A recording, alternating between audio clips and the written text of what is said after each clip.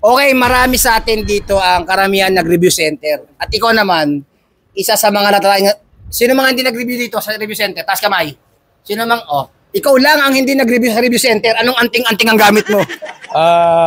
Diyos po. Yun. Diyos. Yan. Ano pa?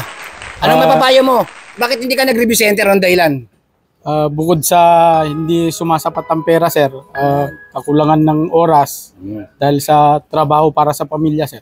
Okay, wag niyong kalimutan na mag-review ka man o hindi, pero mas maganda mag-review ka. Pero kapag meron kang tiwala sa Diyos, alam mo magiging karapat-dapat ka sa pagpupulis.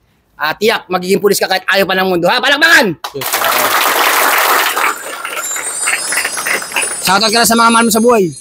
shout out po sa aking asawa at aking anak, sa aking mga magulang. Sino yun? Sino yung asawa mo? Mary Eileen Marcos Dimnang, sir. Uy, parang, Mary Eileen Marcos Dimnang, sir. Anak mo? At Princess Keisha Marcos Dimnang, sir. Kasal na kayo? Yes, sir. Palakpakan!